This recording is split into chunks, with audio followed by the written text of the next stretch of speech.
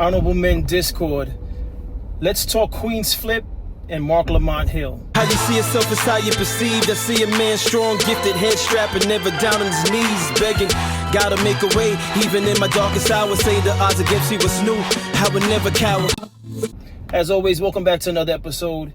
If you haven't already, hit the like button, hit the subscribe button. And by all means, if you have an opinion on this particular episode, I'll see you in the comment section. So let's get straight to it. This is something that was trending recently. The Joe Budden show had an argument between two of its members, Queen's Flip and Mark Lamont Hill. All right.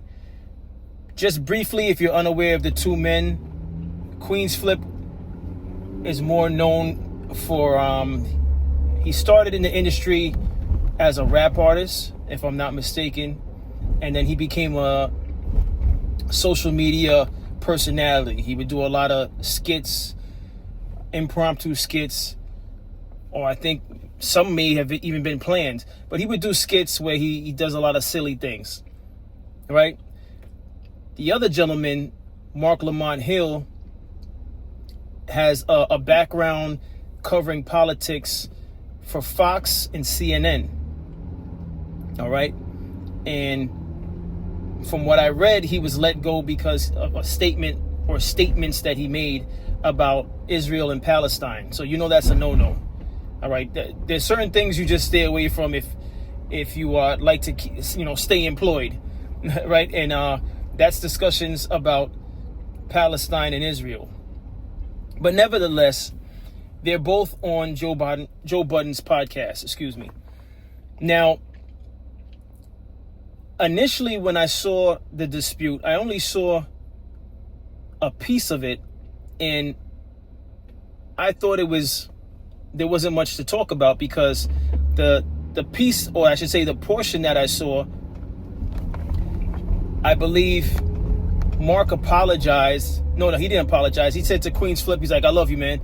You know what I'm saying? And it seemed like it was tense, but it wasn't serious. So I only saw a few seconds of the entire dispute. So one of my colleagues, he came to me and he said, did you hear about the argument with Queen's Flip on Joe Budden Network? And I said, yeah, I saw it. He's like, you should talk about it. I was like, well, it didn't seem like much was going on. He's like, did you see the full thing? I said, oh no, I didn't see the full thing. So I went and looked up the full thing. And after seeing it, here's my take on it. All right. First and foremost,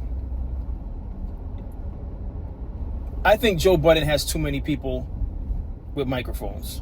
That's first and foremost. Now, Joe Budden is super successful, so I know many of you might be listening to this like, well, who are you to say that when he's been winning for so long? And you have that right to say that. Now,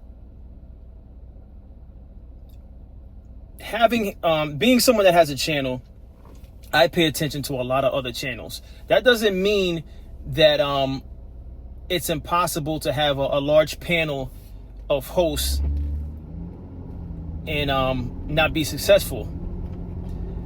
But here's the thing. I started watching Joe Budden when it was just him, Rory, and Mal, right? And I thought it was a cool podcast, right? But they had their falling out over finances, and they went their separate ways. Now, so Rory and Mal, they do their own thing, and Joe Budden continued to do his thing, and eventually he added on co-host. But I personally felt it was way too many people, and I still feel that way, right? And only time will tell if it crumbles. And I'm not wishing that it crumbles. So let me be clear on that. I'm not wishing that it crumbles. I just think that there's just too many people there. So, and you might be saying to yourself, well, what does that have to do with Mark Hill and Queen's Flip arguing?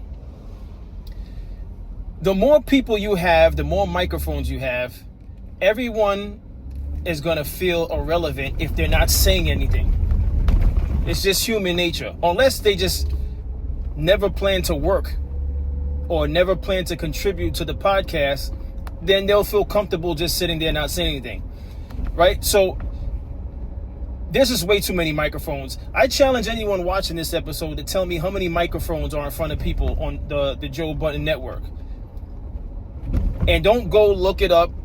Tell me how many microphones are in front of people that are sitting down on the Joe Budden Network. And the fact that you have to even look it up or think about it just makes it hilarious. All right? There's just too many people. And if I'm not mistaken, towards the end of the argument, when Joe Budden was trying to tell them to pretty much like chill out, one of the things Joe Budden said is, you know, you guys are, and I'm paraphrasing, he's like, you guys are, you can't be doing this in front of the new hire. When I heard that, I was like, Joe, you got to be kidding me, right? You got to be kidding me, Joe. What are you talking about, new hire? And I was aware of the fact that I've never seen that lady before. So there was a lady, I believe she had blonde hair or something like that. And at first, when I watched the video of the dispute, I didn't pay attention to her because I assumed she was the woman that was there before. And I know who the woman is. I just can't think of her name right now, so forgive me. I'm driving. And I guess I'm horrible at multitasking. But here's the thing. When Joe Budden said you guys can't be doing that in front of the new hire, I said to myself, Joe, what are you doing? And I compare this to, and I'm not being disrespectful, don't take this as disrespect towards this guy. It's almost the podcast version of what MC Hammer was doing when he was touring. And if any of you have are familiar with MC Hammer and how he used to tour, what he was trying to do was honorable. He was trying to uplift his community. You know, MC Hammer's from Oakland, so he brought the community with him on tour. Dances, he brought like a huge entourage. This was a known thing for MC Hammer. And I thought about MC Hammer when I looked at the dispute that was going on the Joe Budden Network. It's just out of control. It's just too much going on. And Joe Budden doesn't seem to care because he's winning, and because I guess he understands the fact that these moments, even in its chaos, are potential viral moments. So for him, it's like, carry on. As a matter of fact, he even alluded to that to a degree during the clip, right? But first and foremost, if you didn't see the entire thing, take a look at this and we'll speak about it some more when we get back.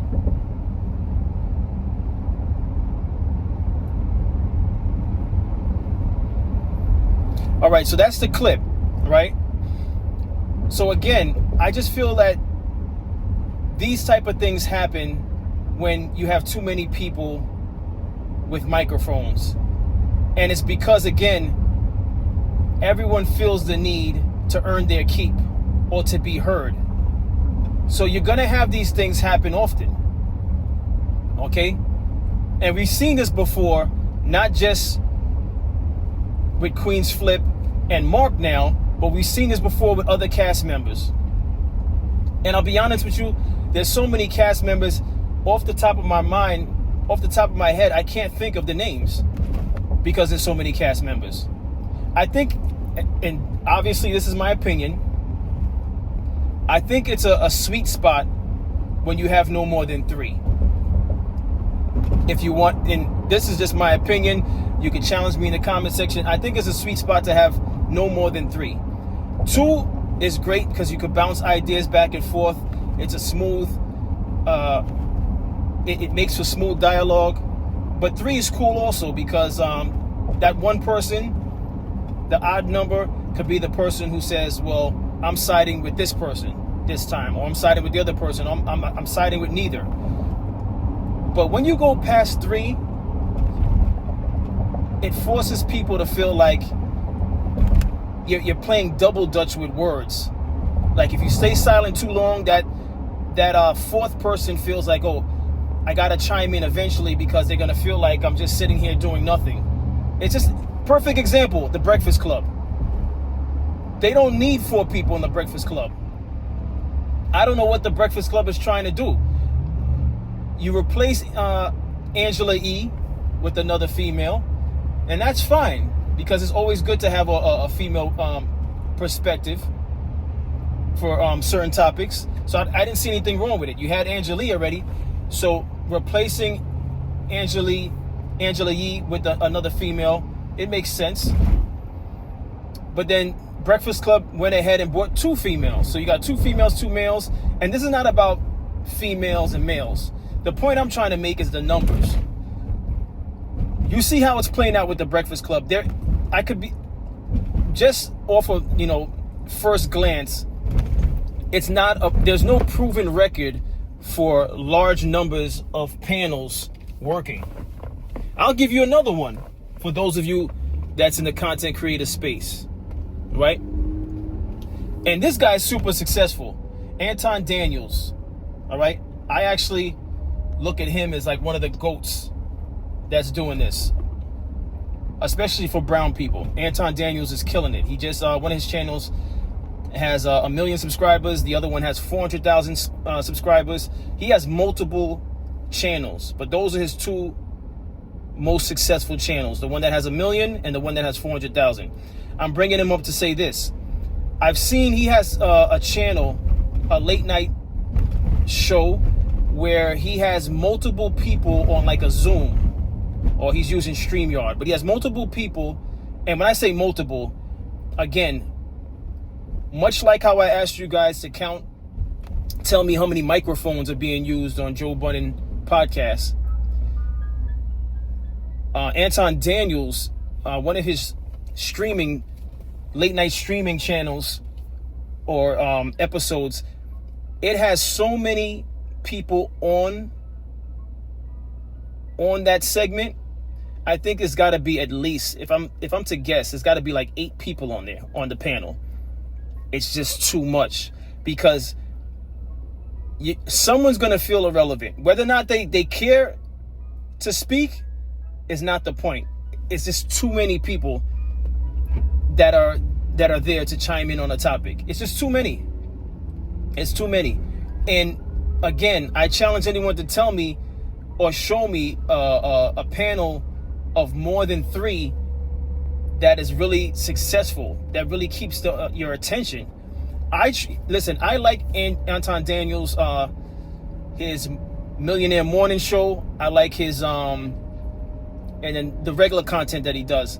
I tried watching, and I don't even know the name of the show. The show that I'm talking about, where he has multiple people. It looks like a Zoom call. Multiple people, like 8 people on the Zoom. I've tried watching it, and as much as I like Anton Daniels' content, it's difficult because there's just too many people chiming in, and that becomes a mess. It becomes a mess. Too many opinions. And I'm seeing that happen with Joe Budden's network. And the reason why I'm bringing this up on this episode is it's possible it's gonna turn around to affect his network. It's possible. All right. It's not necessary. On the flip side, he's putting money in various people's pockets, so I respect that. So I'm not hating on it. This is not about hate. This is an observation. This is also an observation on why arguments are going to continue to happen on the network. That's what this really is about, right?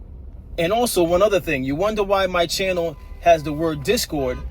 There you have it. Because even with a professional in Mark Hill, who again has a background from being on CNN and Fox, and I looked up his education. He has an education. He has a BS degree, and he also has a PhD from Pennsylvania University. The guy is educated, right? And I'm bringing this up to say, not that he's perfect, but this is a perfect example of Discord, right? Even with someone with a professional background as Mark Hills, look at how the dispute transpired between him and Queen's Flip.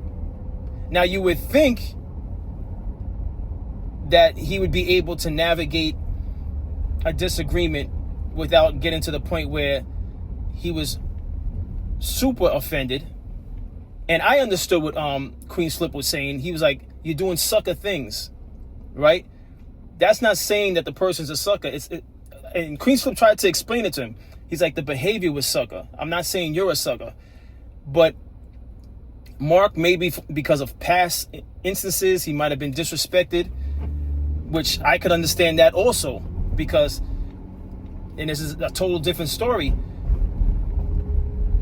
brown-skinned people, and you could disagree with me in the comments, I'm waiting for you on this one.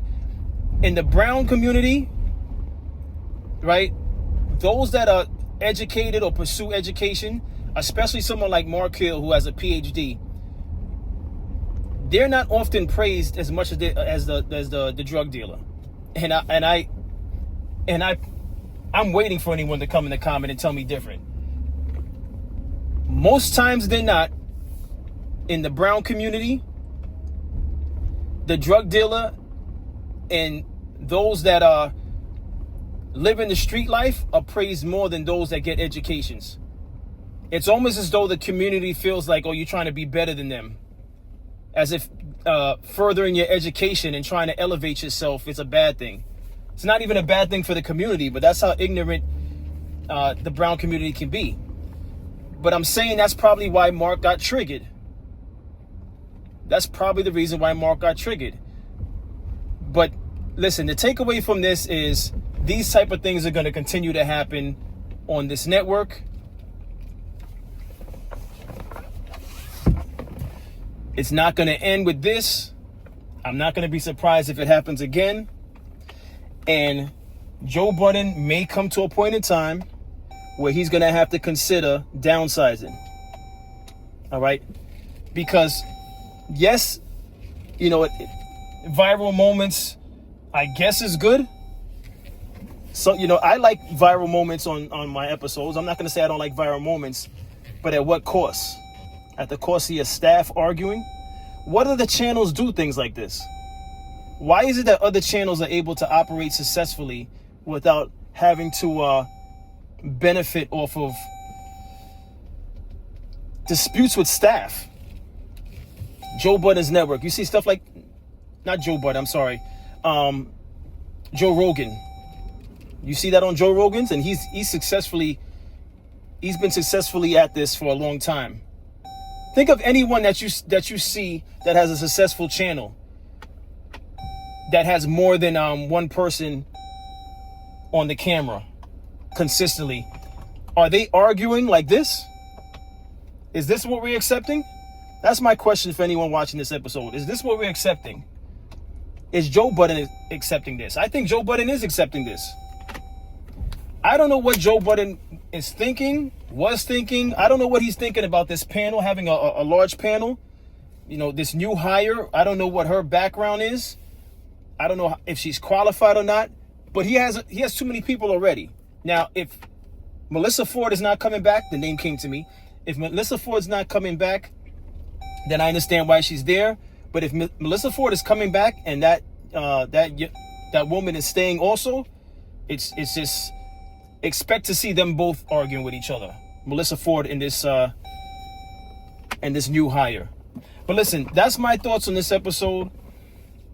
What's your thoughts? I could go on and on about this, but it's a cluster F. All right? I won't say the word. I'm going to keep it clean today. But it's a cluster. All right? We got to do better. And we can do better. And I'm pretty sure that Mark Hill and Queen's Flip ironed out their stuff. But we got to do better. This is not the type of viral I want to see coming out of the brown community. And if you think I'm being judgmental, so be it. But it's because I always want better from us. Because I know we can do better. I see better in real time, in real life, when speaking with colleagues. And there's better ways to communicate. We don't have to go viral off of being ignorant or looking like we can't control ourselves on camera. That's not the image to go with. And you could disagree with me, but I strongly stand on what I'm saying. And, you know, challenge me if you will in the comment section. But as always, I appreciate everyone for tuning in. If you haven't already, hit that like button. Hit that like button. like Mike Tyson in his prime. And tell a friend to hit the like button. Like, who else in their prime? Who hit Deontay Wilder? Tell them to hit it like Deontay Wilder in his prime. And by all means, I appreciate everyone for tuning in. And as always, stay honorable.